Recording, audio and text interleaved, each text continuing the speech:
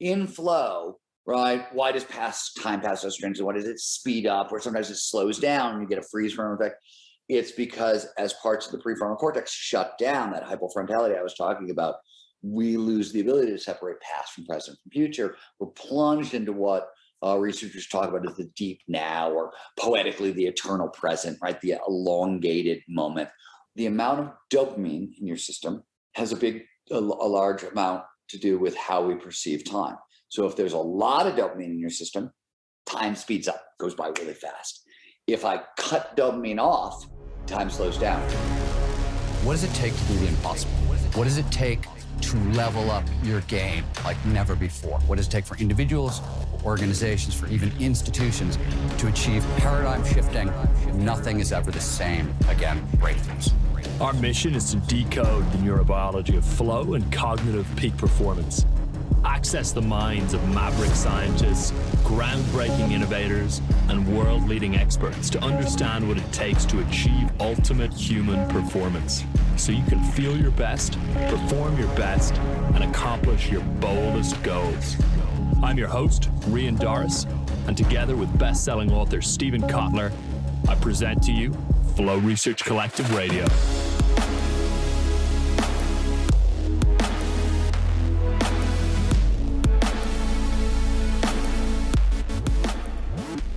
Before we talk about this brilliant book, and thank you again for going back over it, let's tell people about your latest, because last time we spoke, it was Last Tango in Cyberspace, which is on the shelf there behind me.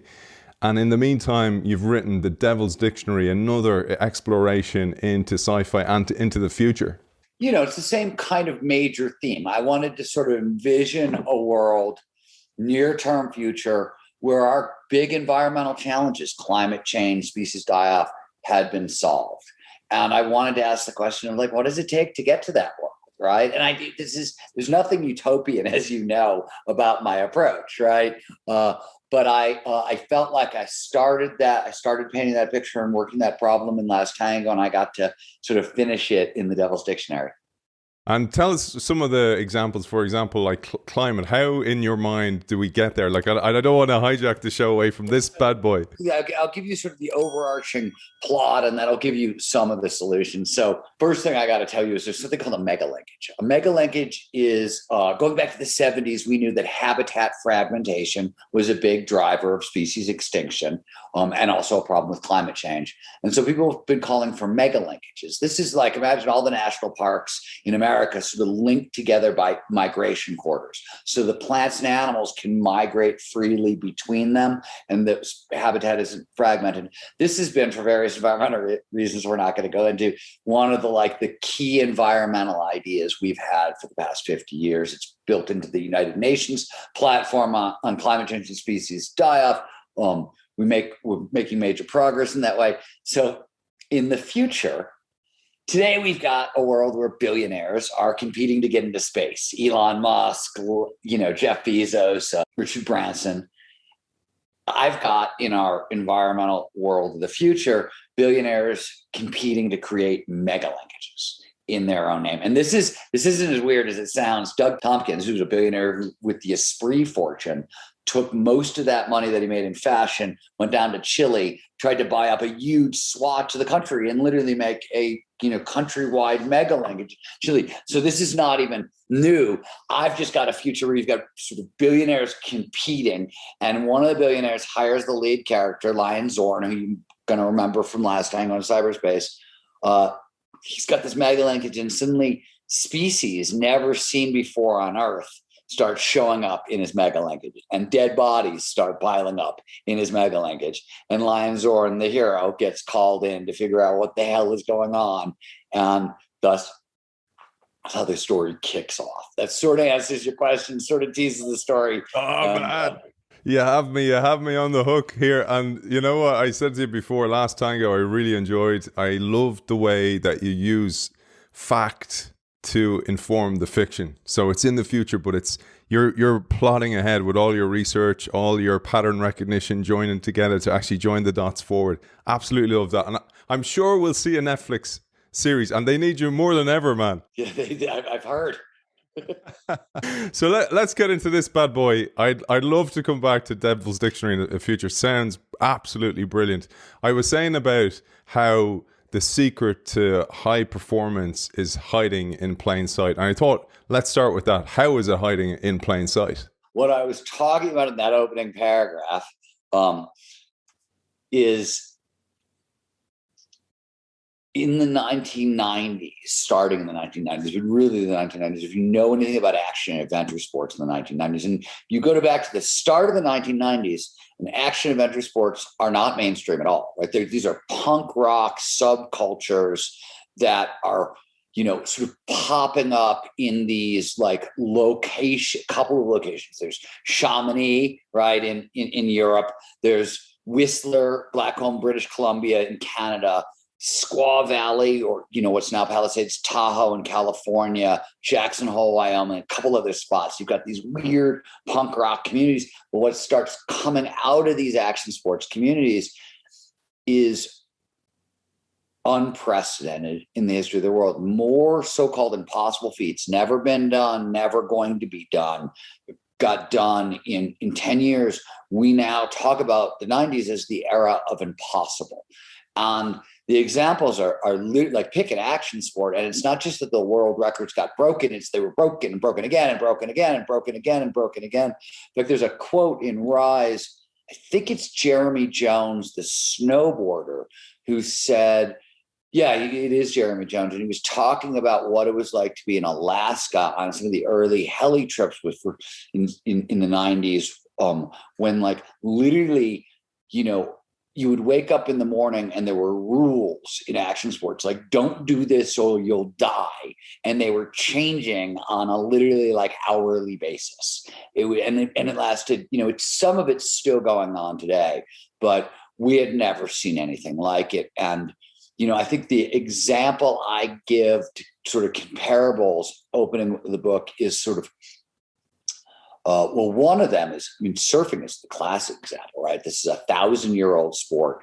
And from the 4th century AD, when it's invented, to 1996, biggest wave anybody's ever surfed is 25 feet. And above that, it's impossible. There are physics papers actually written about how it's impossible for a surfer paddling on his belly to catch a wave that's over 25 feet. There's other physics papers that say the human body cannot survive the forces and so forth. And today, surfers are, they're paddling into waves that are over 80 feet tall. Some people paddle into a couple that are over 100 feet tall, and they're towing into waves. I think the world record is now over 118 feet tall. These are skyscrapers. They're towing into skyscrapers, right? And we went from like a house to an apartment complex to not a skyscraper, but to a 100-story building, in a very short period of time, or 100-foot building in a very short period of time.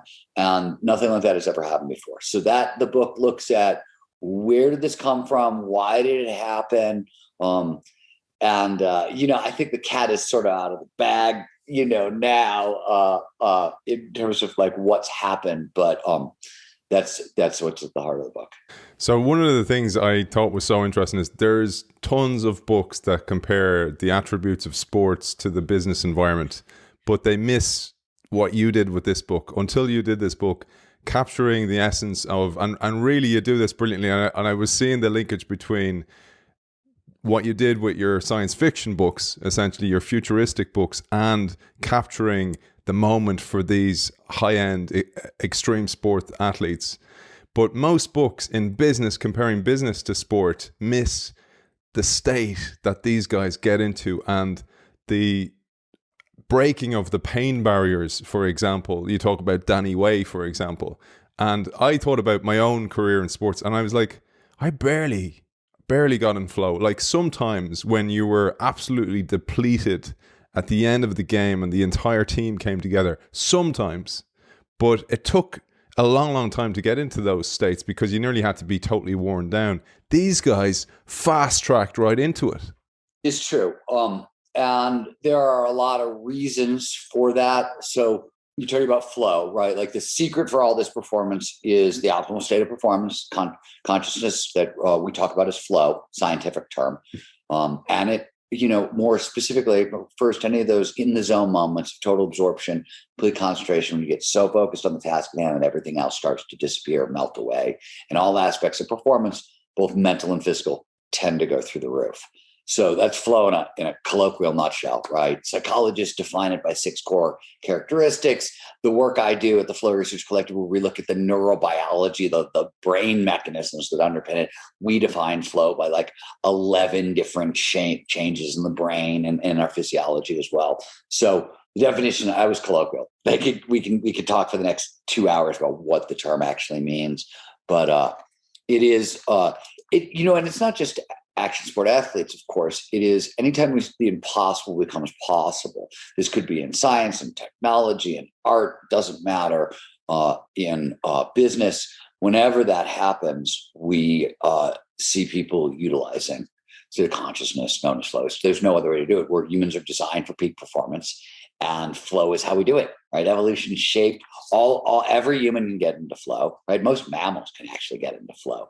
And what's interesting about your career is I would argue that you're probably wrong on 2 fronts and you're probably right on 1 front.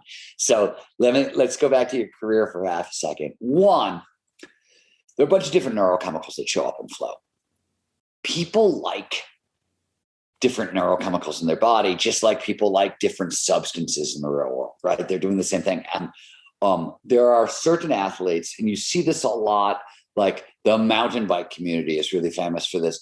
They're the people who are real heavy endurance athletes tend to ride endorphins into flow. And what's interesting is we used to think endorphins were the big explanation for flow. And now they're actually they're just a minor part of the story, and they tend to show up very late, right, in the kind of chain of events but for some people who come in, there's, by the way, people who come in like you, there's also all this research out of the sadomasochistic community, right, the S&M community. There's a masochism-based flow state, right, like a pain-based flow state. I did my research, man. I did my research. Okay. But that's like endurance athletes often set the same high. Right, you're doing the same things, but that's not everybody who ride that particular pathway in. That may just be you. But the other thing is that the 2 things that are worth pointing out. The one is you were probably really great at getting into a state of micro flow. So the flow is like any emotion, anger, right? You're a little irked, you're homicidally murderous, it's still anger, right? Flow is the same thing. There's a micro flow state. This is where I said flow is defined psychologically by a bunch of core characteristics: complete concentration on the task at hand, this merger of action awareness, the vanishing of self and self-consciousness. Time passes strangely. We don't feel peak performance, even though we're performing at our best. We feel a sense of control. Like, I can control things I can't normally control, right? This is basketball players talking about, I'm in the zone, and the hoop looks like as big as a hula hoop, right? And I can't miss, that kind of thing. And then the experience itself, the fancy word is autotelic. It just means joyous, ecstatic. If an experience produces flow, we want more of it. So there's micro flow, right? This is when those things show up and they're like dialed down to 1 or 2. So this is like, take it out of sport for a second. This is like, you go to work, you sit down to write a quickie email to a colleague, right? You get so sucked into what you're doing that an hour goes by and you didn't notice. And maybe your sense of self and self-consciousness didn't totally vanish completely. The bodily awareness was gone, because when you pop back into your head, you're like, oh crap, I got to go to the bathroom, right? This happens to all of us all day long. We do this all the time at work. So that's microflow. It's pretty hard to be a serious athlete and not be able to put yourself into microflow during practice, because otherwise you just can't sustain it, right? As you know, like if you're just practicing and there's no flow and you're just drawing on grit to do it, sooner or later you burn out. Like, you drop out of that sport. You cannot progress. That's a hard limit, because grit's a very limited resource. And when we talk about really like sustained grit over time, it's always in combination with flow for that very reason. Flow, in a sense, redeems and justifies the grit. And so grit without flow is burnout. That's literally a recipe for burnout at work. And as an athlete, it doesn't really matter. So oftentimes what happens in the competitive moment of the game is you have bits of flow, but because of the nature of competition, it can just as easily drive you out of flow. This is not to say that you can't perform at your best, because this is one of the cool things that flow does. It sort of shows you what's possible when you're at your very best. But once you see what's possible, you start being able to reproduce those same skill levels without flow, right? This is sort of how we level up in sports in general. So I would argue that you were probably in micro flow a lot more than you knew, but especially if you're looking for what you were looking for, which is that big endorphin high. And that's when you're saying, oh no. I always tell people, like, you could always tell when the endorphins show up, because like, I'm a skier, and I always tell people, like, when you're riding up the chairlift and it's 10 below zero and you're sitting on hard metal and it feels like you're lying back on a plushy couch, that's how you know when the endorphins have showed up, right? That's what that feels like. And it takes a while, as you pointed out. Like, I can get that to that portion of the flow state, but I usually have to, like, if I'm skiing, it's at the end of the day. I've been skiing for like 5 or 6 hours at that point, full on. But there are a lot of different ways in that are available. There's more flow triggers available to non-competitive athletes, to action and adventure sport athletes, I think, than there are to regular. So one of the things I really wanted to share your work with our audience for is the benefit to achievement of any kind, like to help people out there who have dreams and ambitions but can't get around to doing them. Because as you mentioned in the book, at the time there was a 10-year McKinsey research paper on the benefits of flow and how it was one of the most important business attributes or skill sets that somebody could have. So the benefits are ridiculous. I'll just go through the research was done all over the place. I'll try to give you the sources because they're all over the place. So we'll start with motivation and productivity, which go through the roof. And the McKinsey study you referenced, this is a self-reported study, so you got to take it with a little bit of a grain of salt. But they went around the globe for 10 years talking to CEO and leaders of really large organizations. How much more productive are you in flow? And the average response was 500% more productive. Some of the responses, for example, Richard Branson once said to me, there's 2 hours in flow, there is nothing I can't get done. Well, how do you quantify that? You know what I mean? Like, what is that? What is that percentage? I don't know how to measure that, but we see that all over the place. In our research at the Flow Research Collective. So for those who are not familiar with this, we're a research and training organization. We're focused on the neurobiology of peak human performance, so what's going on in the brain, the body, when humans perform at their very best. On the research side, we do this. We do this stuff in-house and in conjunction with folks at Imperial College in London, University of Southern California, University of San Francisco, UC Davis, and on and on and on. And on the training side, we work in 130 countries. So, and we work with tens of thousands of individuals, right? We work with everybody from like stay-at-home dads to 9-to-5 moms, all the way up to like US Navy SEALs, professional athletes. We also train a lot of organizations. We work with tech companies like Facebook and automobile manufacturers like Audi and, consultancies like Accenture and on and on and on. All of this is to say the only reason you should really care is, one, we have a wildly diverse, globally accurate picture of peak performance, like what works, what doesn't, why, because we are data geeks. We measure everything and anything. And so I can tell you, for example, we see after our 8-week training, as a general rule, we see a 4x increase in productivity for people really consistently. In fact, I just saw some recent data. Every time we put through 1,000 more people, we grab 300 at random and look at their numbers just to see where we are when our baseline is. And I just looked at the most recent numbers, and productivity was up. People were 4x as productive as before. So that's sort of in line with McKinsey's numbers, and says, okay, yeah, this stuff.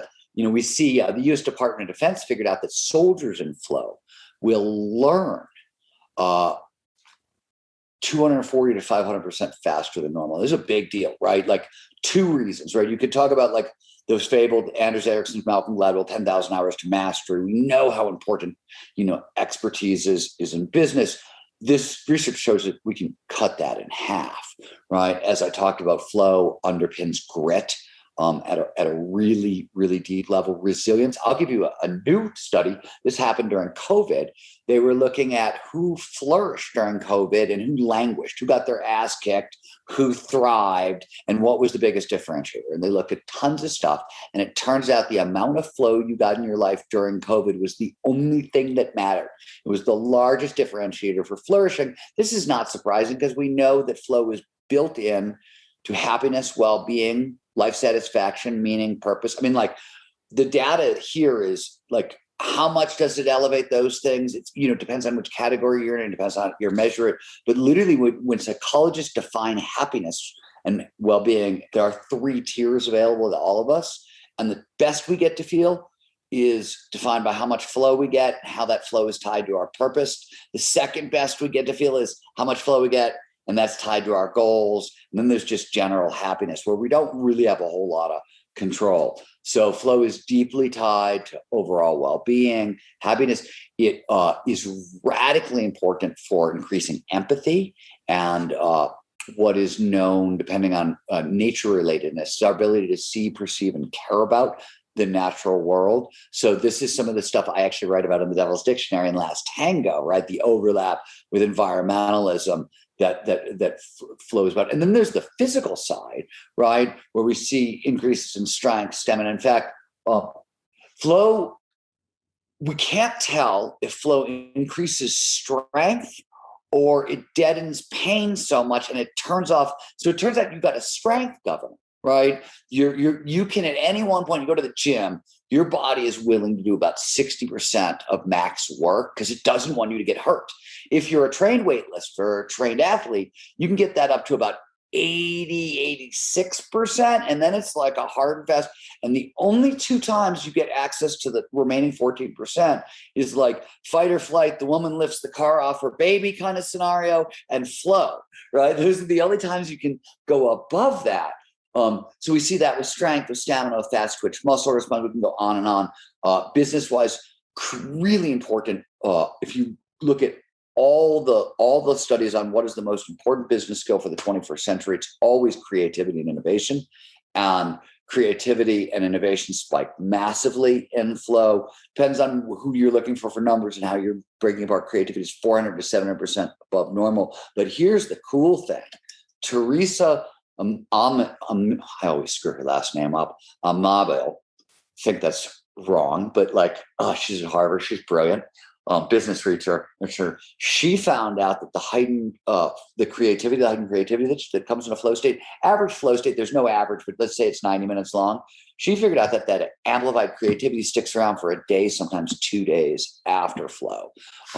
So that's really cool as well. I can keep going. This list actually keeps going. Flow is optimal human performance. So I'm literally listing all the aspects of human performance, everything gets optimized. In fact, when you say everything gets optimized, this is just so, it's absurd, but this is an actual science conversation that we're having now. So we know that we've got the big microbiome and, it's in our gut and it's a lot of foreign bacteria. So the microbiome is involved in flow. And so people are literally now asking this question. It's a real question, but it's just sort of blows my mind. So many things get optimized in performance that you have to ask yourself this question, is optimal performance human, or is the non-human portion of us, right, also cooperating to produce ultimate human performance? That's a real science question right now, which is crazy, but it's a real science question. Oh man, that is awesome. That's awesome. That's where it's gotten to now. Even since you wrote this bad boy as well. That you have to remember that book was when did I publish that? 2013, I want to say. So most of the research that book was probably the research that went into it by almost the field as a whole, with the exception of a couple things that probably got dropped in later, was complete by 2011. And when I wrote that book, just to put it in perspective, there was maybe the second textbook on flow had just sort of come out. There are now this entire shelf that I'm pointing at right behind me. Those are all flow textbooks, and the vast textbooks, not even books, textbooks for graduate level psychology and neuroscience students that have all showed up in the past decade. When I wrote Rise of Superman, pretty much every flow paper that had ever been written is in the footnotes, documented in the footnotes. I just so in Art of Impossible, which is a more recent book that I wrote on this topic, it was 4 times bigger than those, and since then, I think it's doubled again because there are so many researchers. The field is so exploding. It's a great time to be studying peak human performance. In this book as well, Stephen goes right back to Csikszentmihalyi, goes right back to William James, right back to 1890s, right back to the sources at Maslow's in there, right back to those kind of sources to actually build us to this idea of human potential and passing that potential. I loved one part, and I'd love you to share this. So you mentioned there about, okay, you gotta be practiced in your game. You got to be to a point of proficiency, and then if you get into the state, you get way past that point of proficiency. And one of the things you talked about was, for example, with surfers, was when they looked at them from a brainwave activity perspective. The brainwave activity was really interesting because different brainwaves were doing different things at different times, and this is something that is so important for productivity anyway, but so few people know about this. I'd love you to share some thoughts on that, Stephen. Neurodynamics, right, Brandon? This is a lot of the work that I've been involved in. In fact, I've got a big geeky science paper on the neurodynamics of flow state onset, what happens at the neurodynamics level. So when we talk about brainwaves, you're really talking about like neuroelectricity, right? Like, and really you're talking about networks, right? And so one of the things that we know about flow is it shows up normal. There are a bunch of different brainwaves, but normally we're talking brain is in beta. Beta is the dominant wave in the brain. Beta means you're awake, you're alert, you're paying attention, you're focused. If you're in high beta, it's a very fast moving beta wave. That's anxiety. Now you're paying too much attention. You're over-focused. You're a little freaked out. When you calm down even further, below beta is alpha. This is like daydreaming mode, right? This is the brain sort of idling along, and it's also the brainwave most associated with creativity. And below alpha is theta. Theta normally it shows up when we're focused and alert, and there's an alpha wave that comes out of the prefrontal cortex that correlates to like really intense focus. There's another one that comes out of the hippocampus that correlates to learning and memory, but usually it's like REM sleep, right? That's what theta is really known for. And I always say the easiest way to think about like these things is like how sticky are ideas. Like when you're in high beta and you're thinking about something, you're obsessive compulsive, you can't stop thinking about the thing.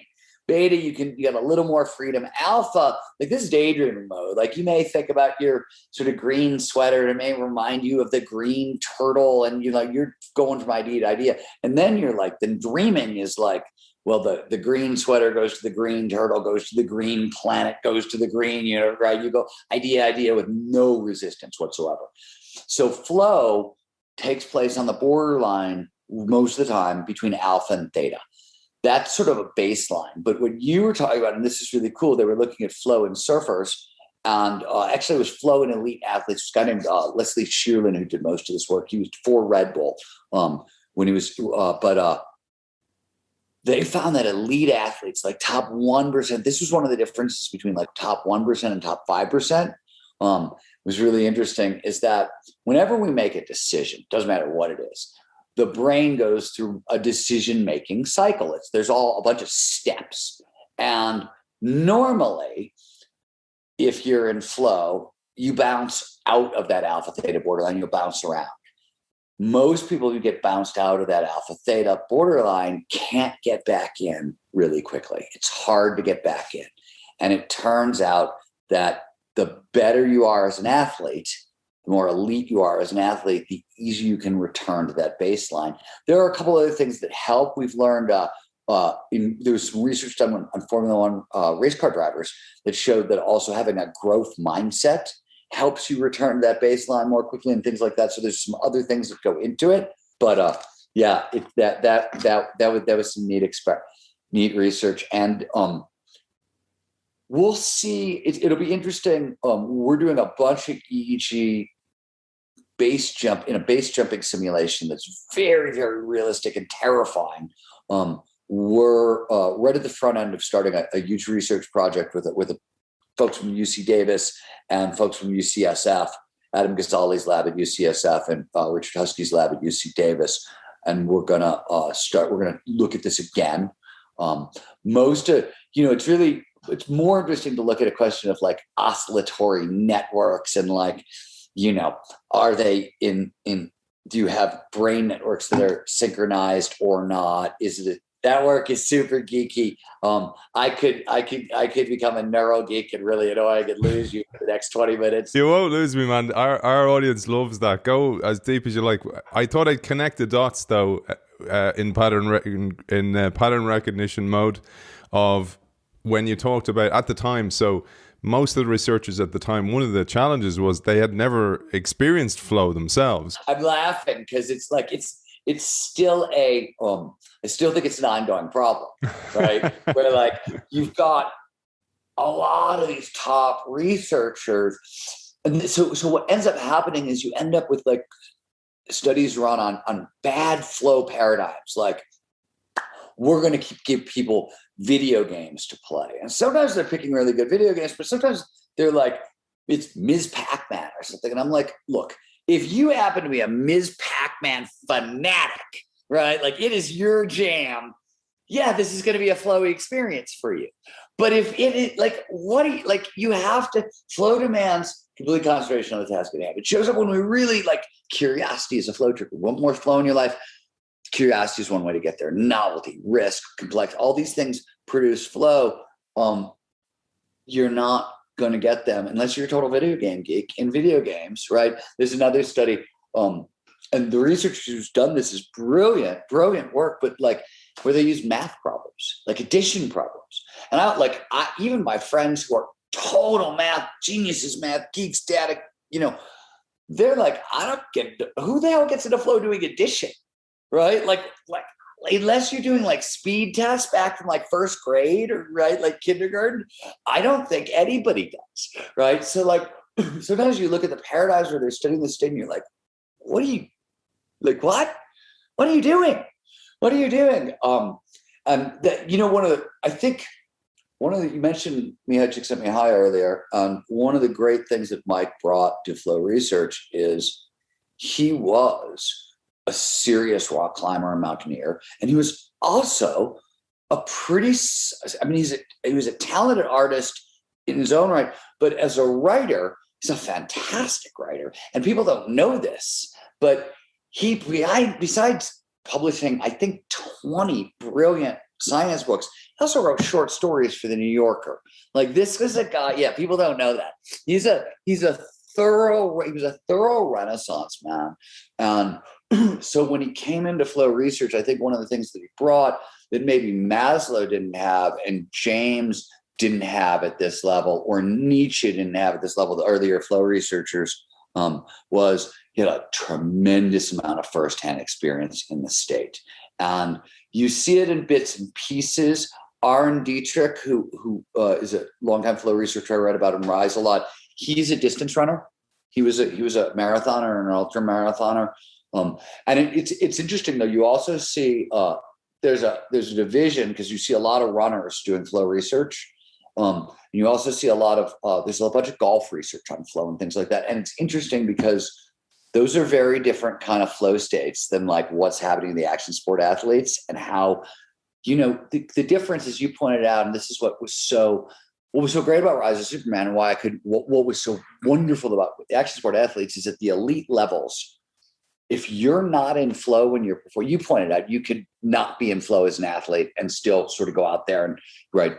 But at the elite level, like if you're, Shane McConkey before he passed and you're trying to ski a crazy gnarly line in Alaska, or you're Danny Way standing at the top of, the world's largest half pipe about to drop in on a skateboard, or any of those other situations.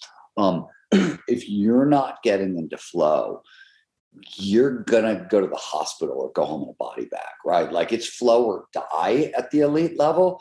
And you can't just, as a general, it's pretty damn hard to like do it without flow. So what that gave us as researchers, and me as an author and researcher, was like a hard data set with which to work with. I didn't have to wonder. Nobody was using math paradigms with these athletes or Ms. Pac-Man. Like, you're either like, it was easy. I was like, I knew they were in flow because they're not dead. Right? Cool. Like, I got that. Yeah, and actually, you're right, because I was thinking about it. It also, in the sport I played, it probably depends on your position. If you're a goal kicker and the stakes are high and the base is loaded, and you're taking that kick in front of a stadium packed full, you're probably in flow. Because and actually it links something to Dietrich, because one of the things you said about Dietrich, until Dietrich came along, everything was backward. It was like, oh, things are turning on, but Dietrich mentioned, no, it's inhibitory, things are turning off. So Dietrich, he has since, and we have since, so in Rise of Superman, let me explain this and let me tell you what's changed since then, because it's a little different than the story I tell in Rise of Superman. We've learned more. But Dietrich came along, and as you pointed out, like, before we thought peak performance was this old idea. It was really it was actually a misinterpretation.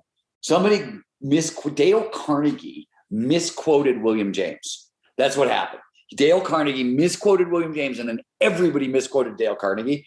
But going all the way back, we used to think that ultimate performance, we used to think that we used only a small portion of our brain, right? What's now called the 10% brain myth, right? We're only using about 10% of our brain. In terms of peak performance, aka flow, it's got to be the full brain on overdrive, right? And as Dietrich pointed out, we had it backwards. We don't use more of the brain. We actually use a lot less of the brain. So the term for this is hypofrontality. Hypo is the opposite of hyper. It means to slow down, to shut down, to deactivate.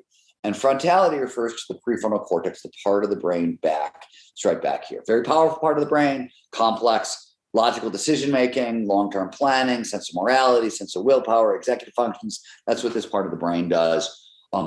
We used to think it was a total blanket shutdown. When Dietrich first proposed the idea, we thought the entire prefrontal cortex turned off. Now we are starting to realize yes, that's true. We see massive deactivation of the prefrontal cortex.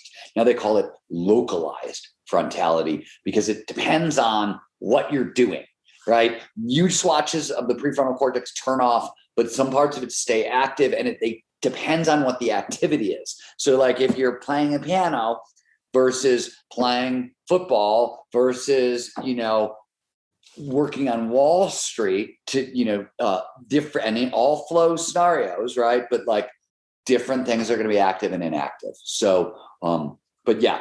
And this is Dietrich himself has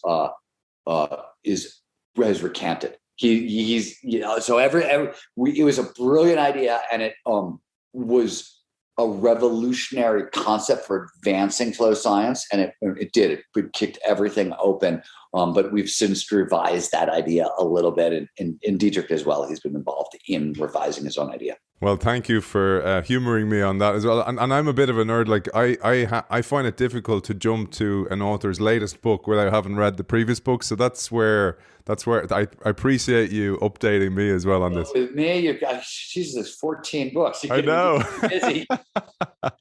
I know. And I had to go back to come forward. But one of the things that I thought was really interesting is time dilation, because many people might experience this, and they're kind of going, what's going on there? For example, you talk about, I can't remember the guy's name, the guy who falls and grabs the rope. Who was that? Dean Potter. Yeah, so you talk about Dean Potter, and he's fallen to his death into the cave, and he managed to save himself, and he can just hear everything around him, and he can think clearly, and this is when this inhibitory aspect's going on. Yeah, so there are actually three different, this has also changed from, so when I wrote Rise of Superman, we know time is processed all over the prefrontal cortex. So in flow, right, why does time pass so strangely? Why does it speed up, or sometimes it slows down and you get a freeze frame effect? It's because as parts of the prefrontal cortex shut down, that hypofrontality I was talking about, we lose the ability to separate past from present from future. We're plunged into what researchers talk about as the deep now, or poetically the eternal present, right? The elongated moment.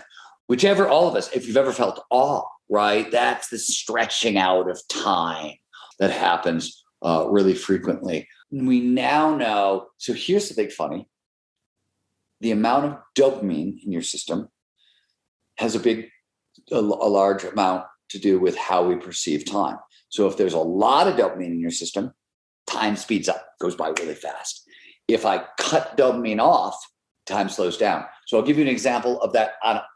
So you may or may not know this. The brain is a prediction engine, right? It's always wants to predict what's about to happen, how much energy do I need, right? That sort of thing.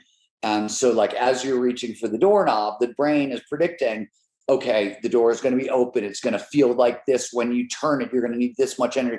And if it's not open, if the door is locked, what you'll notice is that time seems to pause for a second. What has happened is dopamine has been turned off. Your brain goes, oh, doesn't match your prediction, no dopamine, right? When it matches your prediction, a little bit of dopamine, no, doesn't match your prediction, no dopamine, and that slows down time, and you go, what? And you're like, oh shit, the door's locked, or oh wow, it's jamming and I got to really crank at it or whatever. So that's another timekeeping system in the brain. And it turns out what we call time is also a measure of the information density in the scene. So when there's a tremendous amount of information in the scene, it's slower than when there's very sparse information. The denser the information in the scene, and this was great work that came out of my friend Anil Seth's lab at the University of Sussex. And he writes about it in Being You. No, he doesn't. Maybe he doesn't write about the dopamine work in Being You. Maybe he writes about some of the work. I don't know if he goes all the way into it, but his papers cover this stuff at length.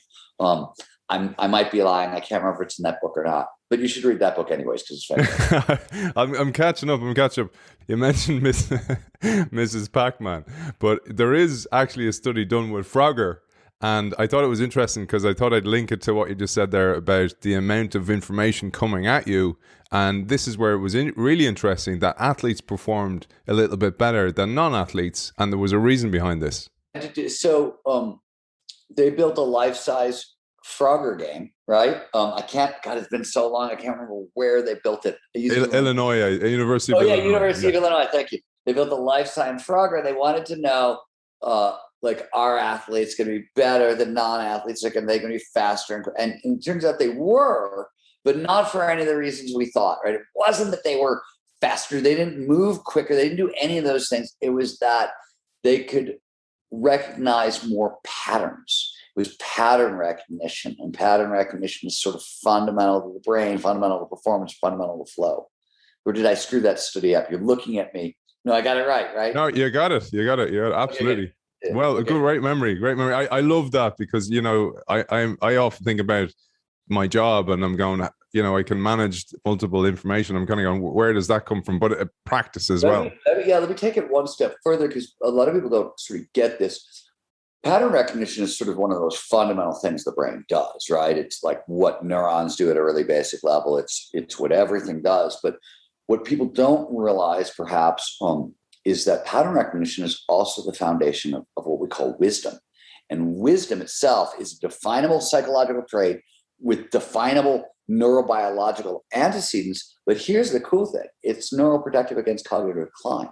So wisdom and intuition and our ability to access flow actually increases as we age, does not go away. And it's neuroprotective against Alzheimer's and dementia and all kinds of stuff. So pattern recognition, the outcome of that Frogger study, that magnifies up over the course of our lifetime and turns into expertise and wisdom. But that shows the importance of ongoing learning, ongoing doing stuff. Yeah, not sitting around, which is huge part of your work. Last one for you, and I know you're probably sick to death of talking about this one, but you say there's dozens of neurochemical signatures involved in any type of flow. There's a quintet though that at the time, and maybe this is updated since as well. This is still true. You are right. So we get in flow 5 of the most potent feel-good performance-enhancing neurochemicals the brain can produce: norepinephrine, dopamine, serotonin, anandamide, and endorphins. In social flow, group flow, shared flow experiences, also oxytocin, but that doesn't show up in solo flow. But to put this in context, just like, how good do you feel? What are we really talking about? Like, we'll come back to it. We talked a lot about what it does for performance, but just like impact on feeling. So romantic love, when we fall in love, this is Helen Fisher's work out of Rutgers University, not mine, but when we fall in love, that's predominantly norepinephrine and dopamine, right? You get the same levels of norepinephrine and dopamine that show up in romantic love in flow, plus 3 other feel-good neurochemicals. We were talking about endorphins earlier. How good do endorphins make you feel? Endorphins are the internal version of opiates, right? These are internally produced opiates. The most common, there's like 20 different endorphins in the brain. The most common one is 100 times more powerful than medical morphine. So you're talking about a very potent, so you've got, love, plus 100 times medical morphine, plus anandamide, plus serotonin. This is a very feel-good cocktail. And these are the neurochemicals that really explain. So like, why does motivation go up so much? Why did McKinsey find 500% productivity? Where's that come from? These feel-good neurochemicals, right? That's what's producing the boost in motivation, right? And that's also why flow is the antidote to languishing and grit, and is so important to overall life satisfaction and well-being and so forth. Also, by the way, the pattern recognition is mostly dopamine, right? Yeah, and a little bit of norepinephrine. I just really wanted to share, and that's so important for learning, which is really at the heart of a lot of your work. It is. I also think, one of my favorite books ever, Ari Degusta's The Living Company. He was the He was the head of innovation and wrote that shell forever. And he wanted to know. So Jim Collins wrote Good to Great. And he said, oh, look, these companies outperformed the S&P 500 for 15 years. And at that point, Shell had been in business 70 years. And Ari Degusta was like, I don't care about companies that had kicked ass for 15 years. Like, I want to know about the companies that are kicking ass for 100 years or 200 years or 500 years or 1,000 years. And he did the study of the longest lived companies in history. And he looked for commonalities. What do they share? What's the same? And the only commonality among all the longest lived companies in history is that all learned to outlearn the competition. That was the biggest distinguisher. Flow significantly amplifies learning, right? How did these athletes, we talked about in the beginning, we were like this era of them, how do they get so far so fast? They had better access to flow than possibly any other group before in history. And there's a lot of reasons for that. Some of them are cultural, some of them are individual, some of them are technological. There's a bunch of stuff that go into that, and that's sort of in the book. But that's sort of what happened. I'd recommend going out and buying The Art of Impossible because it's a step-by-step playbook for peak performance. I would also recommend, so here's the thing I think we can just give to your listeners that is actually beneficial. So you go to flowresearchcollective.com/flow blockers. So it turns out there are 6 major flow blockers, things that stand between you and more flow. We built a diagnostic. It's free. Anybody can take it. You ask for one thing you can do. Here's a free diagnostic. Take it. It'll diagnose your life. Say, okay, this is the thing you're doing that's standing between you and way more flow. So that's a simple place to start. But literally, Art Impossible is it broken down into a playbook. And the interesting thing is, peak performance is not easy, but it's not particularly hard. It's more about doing being able to do the same thing again and again and again, day after day after day. But peak performance is really about 6 things you have to do every day and about 7 things you have to do every week. And most of them fold onto other things you're already doing or things along those lines. So it's remarkably easy to kind of lift our performance. But the Flow Blocker is a great place for people to start. The thing I always like to sort of point out, this is true with the athletes in Rise of Superman. This is true with really kind of everywhere I've gone in my career. I always say that, like, my career has been spent studying those moments in time when the impossible became possible, right? Whether it's the action sport athletes we're talking about there, or, any of my other books really look at that. And I think possibly as much as anybody else who's alive, I have been in the room or, one way or another, when the impossible became possible, right? In so many different scenarios. And which is to say, I've had a front row seat at the extraordinary. But the thing that I always want to point out to people is I've spent my career like in the room when the extraordinary happens, covering the extraordinary, trying to figure out and I always like to say that everybody who accomplishes the extraordinary, they start out ordinary. It's always right. It's always the same formula. I like to say that we are all capable of so much more than we know. And one of the reasons we don't know is that human potential, human capability, our own capability is invisible, A, and it's especially invisible to ourselves. And there's endless examples of this in various ways. But the short version is we push in our skills to the utmost. We drop into flow, our ability to expand. We do that over and over and over and over again. And that's what allows ordinary people to tackle extraordinary challenges. And there's nothing else going on. And this is available to all of us. It comes built in biologically. So I don't know if that's a final message, but that is the thing that I've learned again and again and again in this work. Beautiful, man. What a mission. And last thing you mentioned, flowresearchcollective.com. That's where people can find you. The Rise of Superman on YouTube is still up there. It's absolutely fascinating. This book is a cracker. It's still out there. It's still up for sale. I'm going to share a little picture here of the Devil's Dictionary as well for Stephen. Get a copy of that, and hopefully we'll do that in the future. Does he say I and I, my brethren on that as well? Does he still say that? No, no. There are not nearly as many Rastafarians. Okay. In fact, I don't know if there are any in the Devil's Dictionary because I go to a different part of the world in that book. But there's more I created a world. I got to keep writing. So of course we're going to have to bring some of those characters back. Awesome. Awesome, man. I really look forward to it. Author of The Rise of Superman, Decoding the Science of Ultimate Human Performance, Stephen Kotler. Thank you so much for joining us. My pleasure. Thanks for having me. If what you've heard on Flow Research Collective Radio has been helpful, please consider doing us a solid and leaving us a review on Apple Podcasts, Spotify, or wherever you are listening to this. Reviews help us connect to a wider audience so we can get these peak performance principles out to more people.